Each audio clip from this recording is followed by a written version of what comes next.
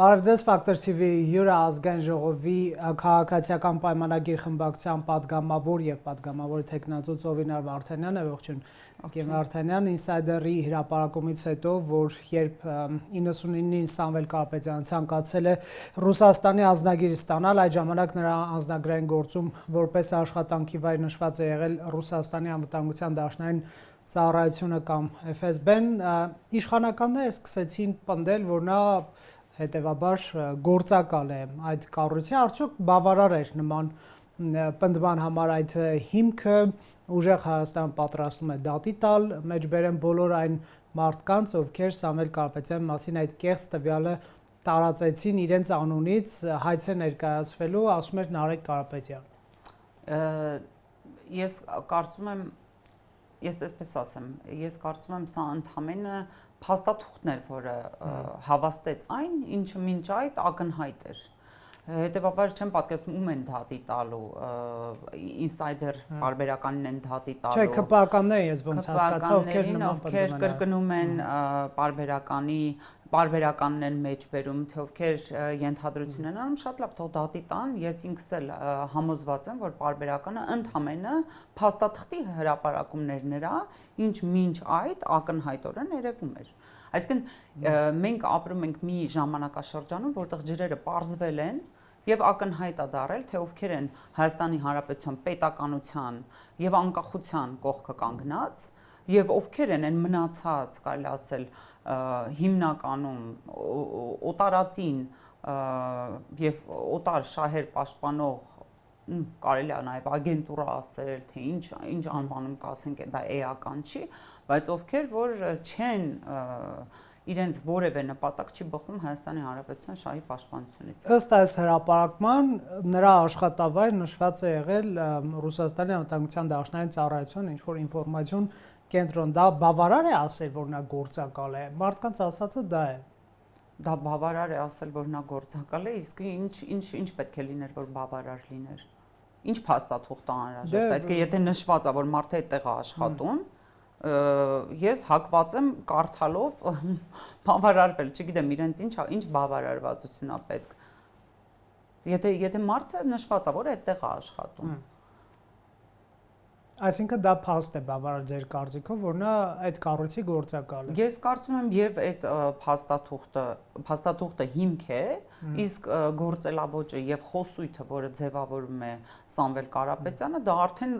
ամբողջականացնում է այդ պատկերը կամ հակառակը իր խոսույթին գալիս է ամբողջականացնելու այդ պատկերը, այդ փաստաթուղթը հիմնավորելու այն, ինչ մենք հասկացել էինք ի սկզբանե։ Եվ ցավալի է, որ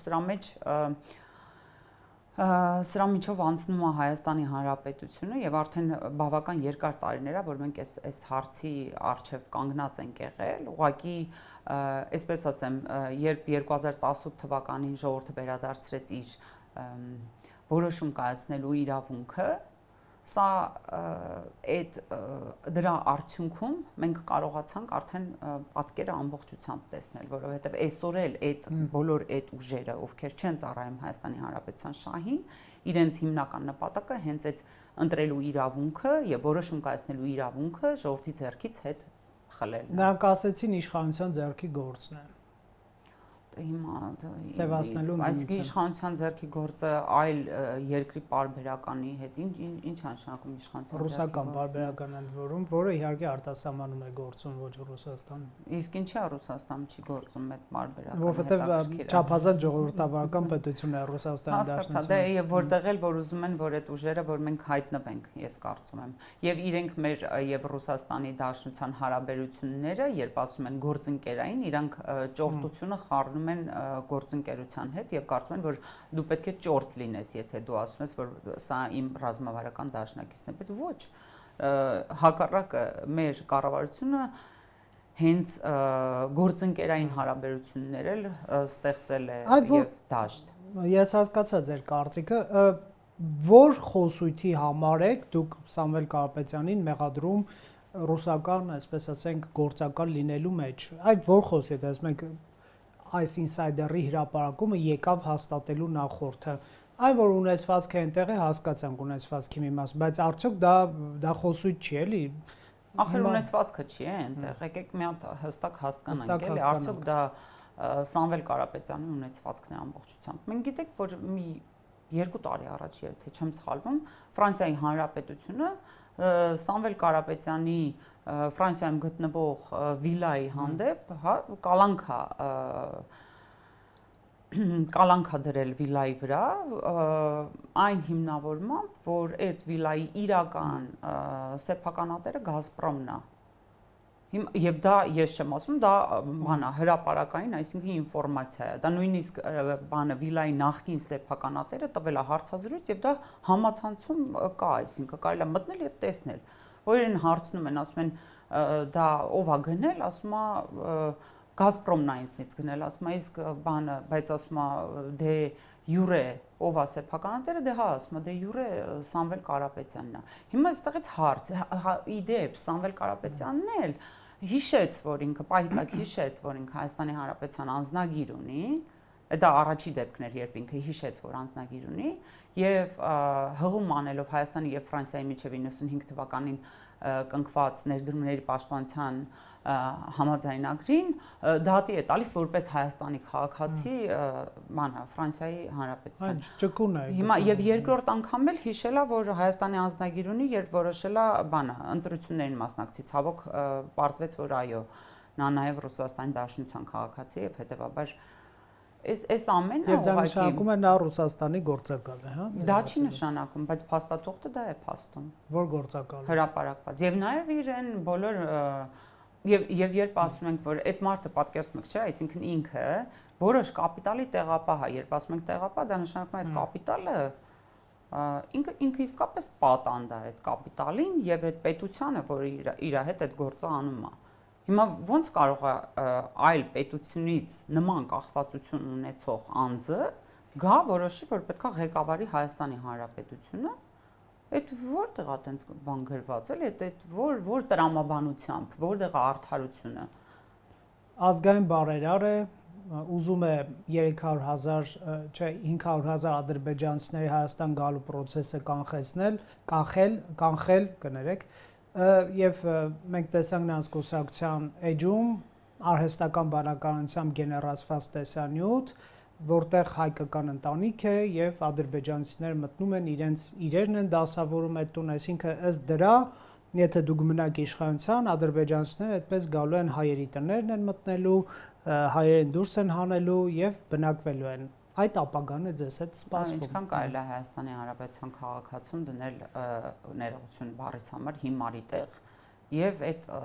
հիմար տեսանյութերը փորձել կերակրել այդ ինֆորմացիան իբրև թե 300,000 ադրբեջանցի ենք մենք բերելու,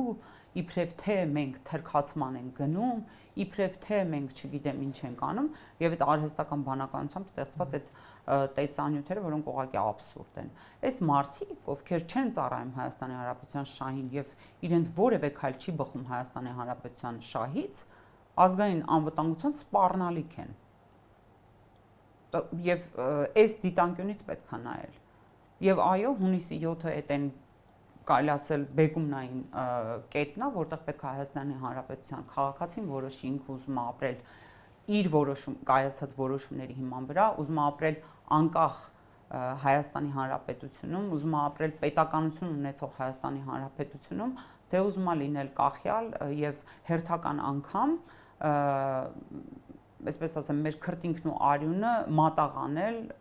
այլ պետության շահերի համար։ Նրանք էլ Ադրբեջանի եւ Թուրքիայի գործակալ են ձեզ անվանում այդ դեպքում։ Հիմա հայ ժողովուրդը ոնց հասկանա ով ում գործակալ։ Ադրբեջանի եւ Թուրքիայի գործակալը որն է, որ ասում ենք հարևանների հետ պետքա կարգավորել հարաբերությունները, դա նշանակում է, որ մենք ասում ենք պետքա 300,000 ադրբեջանցի գա, ոչ ասում ենք, որ պետքա խաղաղ ապրենք։ Ընդհանրապես ասում ենք, որ պիտի կարգավորված լինեն մեր հարաբերությունները եւ ես կարծում եմ դրանից ավելի արժանապատիվ բան, քան որոշել, որ ինքդ պետքա քո հարցերը լուծես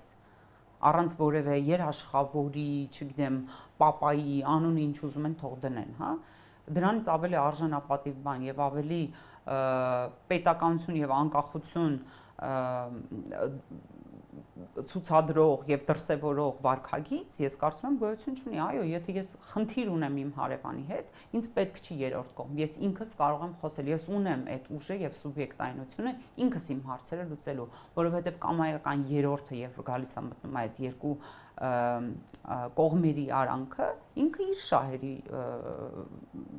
առաջ մղմամբ է զբաղվում։ Տիկին Վարդանյան, բայց ռուսական կողմը անթաքույց խոսում է Հայաստանի դեմ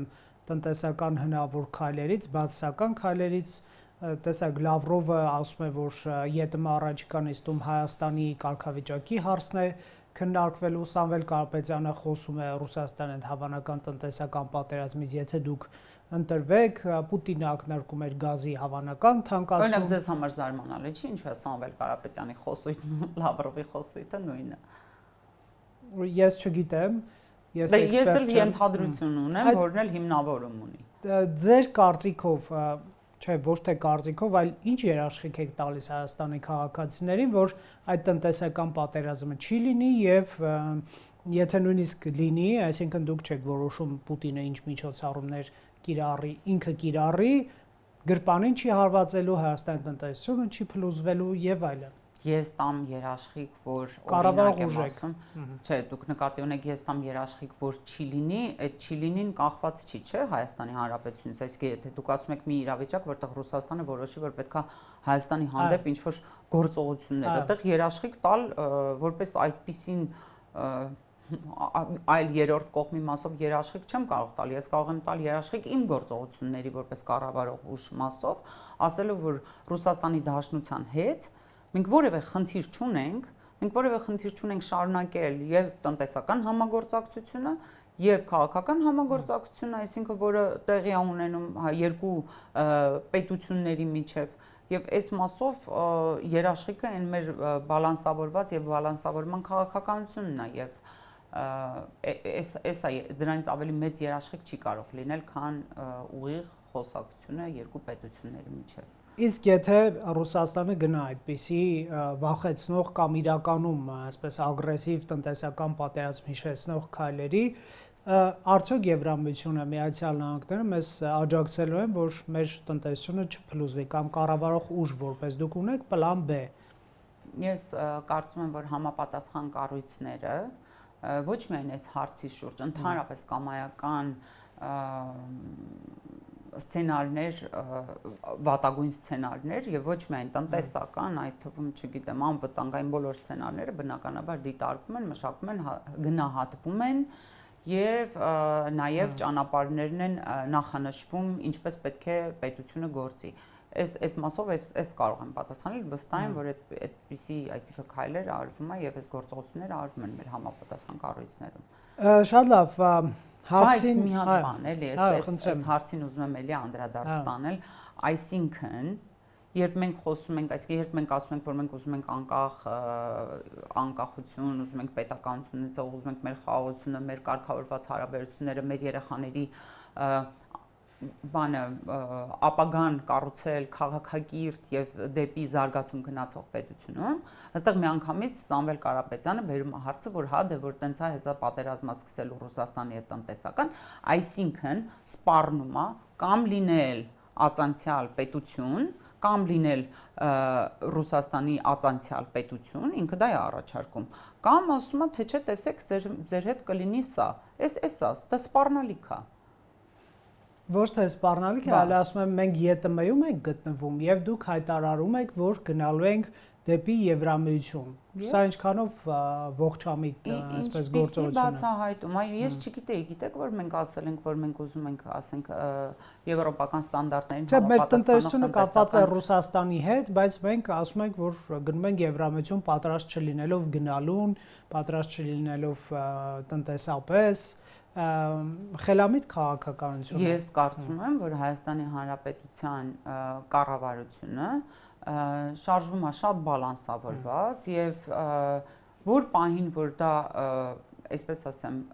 մեր հարաբերությունները եւ Եվրամիության հետ եւ ԵԱՏՄ-ի հետ բավականին սերտ են եւ մենք աշխատում ենք երկու կողմի հետ էլ աշխատում ենք։ Այսինքն հիմա ասել, որ այն որ մի տնտեսական միության անդամ լինելով չես կարող անդամակցել մյուս տնտեսական միության, սրա մասին մենք տեղյակ ենք, մեզ տեղյակ բայց պետք չի։ Սամվել Կարապետյանը այդպես բացահայտում չի արել։ Եվ երբ կգա ժամանակը եւ ժողովուրդը կորոշի թե որ մենք որ ուղղությամբ ենք ուզում քայլել, այդ ուղղությամբ կքայլենք։ Ինչա որոշել ընտրությունների նախաշեմին ինքը այդպիսի հարց դնել եւ մի հատ էլ սպառնալ, որ դուք այսպիսի բան եք անում, այսպիսի բան է լինելու։ Դու ինչ գիտես ինչպիսի բան է լինելու։ Այդպիսի մեծ ինֆորմացիա տիրապետող ես, հա, ինչա լինելու։ Որտեղից ես տիրապետում այդ ինֆորմացիան։ Ես պիտի ասեմ, որ ես կարծում եմ այս ընտրությունը պետք է մարդկանց համար շատ կարևոր լինի, որ որևէ մեկը անտարբերության չմատնի եւ հանկարծ չմտածի, որ սա ընդամենը քաղաքական ուժերի միջև պայքար է։ Սա կոնկրետ Հայաստանի Հանրապետության անկախության մասին պայքար է։ Որը սպառնում է Սամվել Կարապետյանը, այո, որի դեմ սպառնալիք։ Եվ ոչ միայն։ Եվ այն ամբողջ չեք չափազանցում, կարծում եք։ Բացարձակ չեմ չափազանցում, կարծում եմ։ Ապացուցեք։ Ապացուցելը իրենք ապացուցում են, ախր այդ մարդիկ իրենց վարքագծով ապացուցում են։ Հիմա եթե դուք պատկերացնում եք, ես կախյալ լինեի, իմ ամեն ինչով կախյալ լինեի որևէ պետությունից եւ գայ ձեզ համոզեի, որ ես եկել եմ այս պետության շահերը պաշտպանելու։ Ձեզ մոտ հարց չէր ծագի, չէի ասի, լավ, մի րոպե էլի։ Մի հատ ինձ բացատրի, այդ ինչի որոշեցիր, որ դու պիտի գաս։ Որտեղից այդ որոշումը եկավ գլխիդ մեջ։ Տենց հիշեցիր, որ հայրենիք ունես, այդ մինչև էլ ունեիր, եթե տենց է, ինչ չէիր գալիս։ Տեսեք, այդ ինչու է հատկապես ընտրություններից առաջ ռուսական կողմը կամ Պուտինի ասած ռուսամետ ուժերը խոսում, այսպես ասենք, բացասական հնարավոր սցենարներից։ Դա արդյոք նպատակ ունի կանխել ԵՄ-ի մերձեցման գործընթացը կամ միգուցե ազդել ընտրողի կամքի վրա, ասելով, որ եթե ԵՄ եք գնում, ուրեմն սնկանալու եք, ոչնչանալու եք, եւ այլ եւ այլ, ինչին է միտված ձեր գնահատմամբ պրոցեսները։ Ինֆորմացիոն տեսնում եք որոշակի միջամտություններ կան, հայ հանրությանը ուղղված ուղերձներ կան նման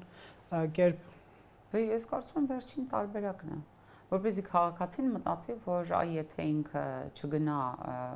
եւ չընտրի, ես ասում եմ պրոռուսական, բայց այսինքն Սամվել Կարապետյան, Գագիկ Ծառուկյան, Ռոբերտ Քոչարյան, այս ամեն ինչը նույն հումքից սերված, այսինքն ուժեր են եւ այնտեղ նաեւ ինչ որ փոքրիկ հավելվածներ, որոնք տենց գալիս են կողքից, հա։ Եթե չընտրեն դրանց, ասենք գնալու ենք, չգիտեմ, կործանման։ Սենց ինչ որ թեզեր են ուզում առաջ մղել։ Էսա Եվ ինձ այս ամեն ինչի մեջ նաև զայրույթ առաջացնում մոտս, երբ ես տեսնում եմ այդ ամբարտավան վարքագիծը,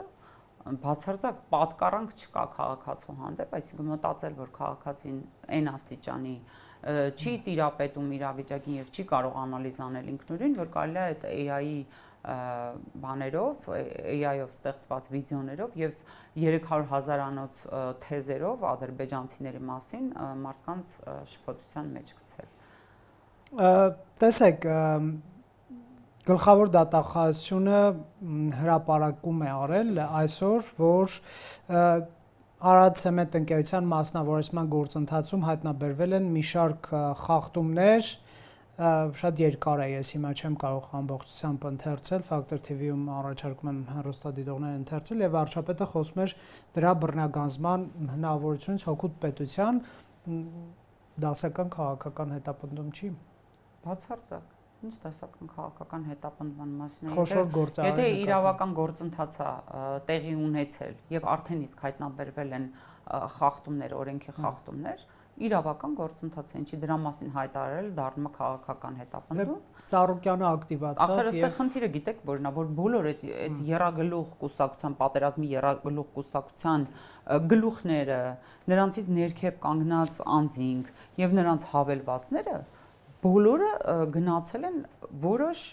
բաների, այսպես ասած, օրենքի խախտումներ են իրականացնել, որոնց արդյունքում էլ, ասենք, կարողացել են ինչ-որ հարստություն դիզել Հիմա էլ նստել այդ հարստության վրա, հələ մի հատ էլ բարերարի դեմքով գալ հայ ժողովրդին բան սովորեցնել։ Եվ հիմա երբ այդ ինչ որ բաները հայտնաբերվում են, որովհետև այլևս կոծկող չի այդ դատախազությունը, իրավապահ համակարգը չի կոծկում նրանց գործերը, որովհետև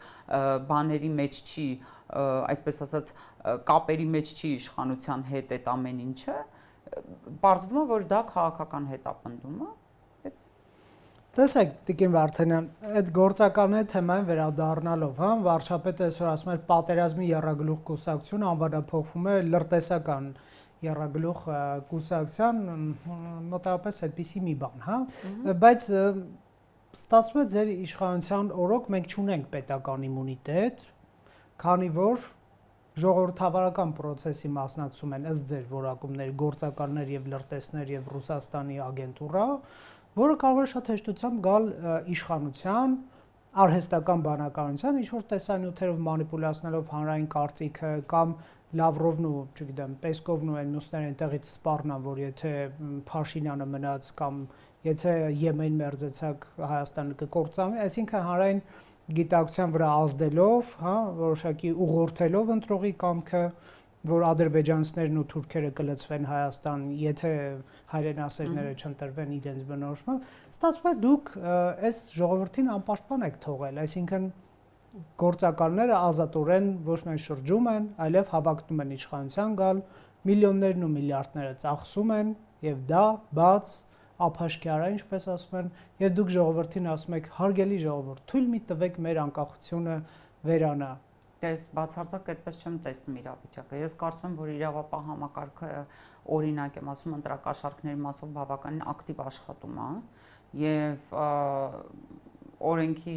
ամենախիստ ձևով պատիժ են կրելու եւ ընտրակաշառք բաժանողները եւ ընտրակաշառք վերցնողները, սա ասում եմ այն իրավական գործընթաց է։ Եթե մենք խոսում ենք ժողովրդավարության մասին, այսինքն որ ժողովրդավարության շրջանակում թույլատրված ուժերին մասնակցել քաղաքական հայտ ներկայացնել եւ մասնակցել ընտրություններին, այո, թույլատրված, որովհետեւ ժողովրդավարությունը դա գերագույն ձեռքբերում է Հայաստանի համար, որի վրա էլ հենվել է մեր անկախությունը, մեր ինքնիշխանությունը, մեր պետականությունը եւ դրա հանդեպ ոտնձգությունը որևէ կերպ անթույլատրելի է եւ ինչ, այսինքն իրավական մասով, քաղաքական մասով էլ մենք ենք ստանձնել առաջնորդությունը եւ պարտավորվել, որպեսզի գնանք քաղաքացիների հետ խոսենք, ես չեմ կարծում որ քաղաքացիները իրենք էլ չեն տեսնում այդ պատկերը, բայց խոսենք եւ ժողովրդավար հենց գործիքակազմով էլ փակենք դուռը այլևս նման ուժերի համար կամ էլ գործակալ չեն, այդպես դուք եք գույները խտացնում եւ զրպարտում ձեր մրցակիցներին։ Եթե ես այսինքն ինսայդերի պարբերականը ես չեմ հրապարակել, ես ծանոթացել եմ դրան ինչպես բոլոր քաղաքացիները եւ ոչ միայն ինսայդերը, այնտեղ էլի բաներ կան, լրատվականներ կան, որ նման ասենք ինֆորմացիաներ են հրապարակում։ Ինչ կապ ունեմ օրինակ ես այդ հրապարակումների հետ, նա կարող եք ասել։ Բայց ինչու ձեր ծրագրում չկա լյուստրացիայի անցումային արդարադատության մասին խոստումներ, չէ՞ որ դա կլիներ համակարգային մաքրում, մաքրազատում, այսինքն քաղաքական դաշտում, եթե նույնիսկ այդպիսի գործիչներ լինեն, այսպես փոքրիկ էմբլեմա գրված կլիներ գլխին, որ նկարի վրա սեղմում ես, ցույց է տալիս, չէ՞, անհրաժեշտ նշում։ Այդպես կսեղմենք նկարի վրա եւ բան կանային, էլի, որ լյուստրացիայով անցած հայտնաբերված գործակալ է։ Ես կարծում եմ ամենամեծ լյուստրացիա ապահովողը եղել է 2018 թվականի հեղափոխությունը, որից հետո շերտեր ու շերտերա որ բացվել են։ Եվ այդ այսպես ասած ձեր ասած նշանը, որը մեկի գլխի վերևը տենց շողշողում է, այդ մուրճն ու մանգաղը շողշողում են պատերազմի եռագլուխ կուսակցության եւ գլուխների վերևում եւ մնացած դրանց հարող ուժերի։ Այս դա ակնհայտ է, դուք ինստիտուցիոնալ ճանապարհով չեք գնում, էլի։ Դա ամենաինստիտուցիոնալն է։ Ոնց ինստիտուցիոնալ չի։ Լյուստրացիա չի անում, ինչ չեք անում օրինակ։ Դե, այսպես ասեմ, եթե դուք խոսում եք անցած 8 տարվա մասին, ովքեր կեղծել են ընտրությունները տասնամյակներ շարունակ, իսկ Հայաստանի քաղաքացիները եւ չեն կասկածում, որ կեղծել են տարբեր խմբավորումներ եւ այսօր դրանք թատերաբեմում են, որևէ գնահատական չի տրվել, հասկանում եք։ Գնահատական տրվել է, որտեղ ուղղակի դուք նկատի ունեք երևի իրավական գործընթաց տեղի չի ունեցել նման, բայց ես պետք է արդարացիորեն նշեմ, որ 8 տարվա ընթացքում, այսինքն անցած 8 տարիների ընթացքում Հայաստանի Հանրապետությունը այն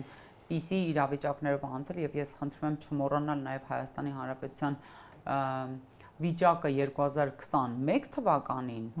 մինչ այդ 2018-ին հեղափոխություն եղավ 19-ին այդ խորհրդարանը ձևավորվեց 20-ին 19-ին COVID-ը սկսեց 20-ին պատերազմը եղավ 21-ին ուզում եմ ֆիքսենք 21 թվականին Հայաստանի Հանրապետության իրավիճակը երբ Լեռնային Ղարաբաղում դեռ ռուս խաղաղապահներն էին Հայաստանի Հանրապետությունում բաները ինստիտուտները առանձնապես լավագույն վիճակում չէին պետական ինստիտուտները եւ հիմա 26 թվականին երբ մեր ուժերը բայց հիմա էլ չեք խոստանում առաջիկա հնգամյակի համար ձեր ծրագիրը նայել եմ ես չկամ այսինքն դուք նկատի ունեք որ մենք ի սկզբանե մտածեինք որ Սամվել Կարապետյանը ագենտ է համակարգային մոտեցում լինի, ոչ թե այսպես հատվածական ինչ-որ լրատվամիջոցների հրապարակումներ, այլ փաստաթղթավորված, հասկանալի գործընթաց վստահելի, որպեսզի համակարգային մակրազատում լիներ եւ դուրս դրվեն այդ մարդիկ քաղաքականությունից։ Ես չգիտեմ հետագայում կունենանք նման մտադրություն թե չէ, բայց իմ տպավորությամբ եթե մենք այս ընտրությունները միսից վստահ են, որ ժողովրդը խաղաղությանը տերականգնելու եւ դրանով էլ ավելի ամրապնդել է մեր անկախությունը, պետականությունը, այս ուժերը իրենց ակտուալությունը կորցնելու են այլևս։ Նիկոլ Փաշինյանը սպառնում է սատկացնել Քոչարյանին, Կարապետյանին եւ այլ ընդդիմադիր ուժերի։ Ինչու կա ընտրովի արդարադատություն, ինչու քրեական հետապնդում չի հարցվում Փաշինյանի նկատմամբ, ինչպես Արթուր Օսիպյանի նկատմամբ իրականացվեց, որը չէր օգտագործել սատկացնել բառը, մի ինչ որ ստատուս էր գրել, կարող եմ բերել նույնիսկ ինչ մեղադրանքներ էր խուլիգանություն մի խումբ անձանց կողմից քարոզչական գործունեության խոչընդոտում բռնություն գործադրելու հրապարակային կոչ։ Վարչապետը ասում է, էլի սատկացնել է, եթե ինչ որ մարդիկ մոռացել են, դա սպանելու ինչ որ մի տեսակ է, հա, ասում է սատկացնելու եմ սրանց։ Ընտրովի արդարադատություն եւ նշում զուտ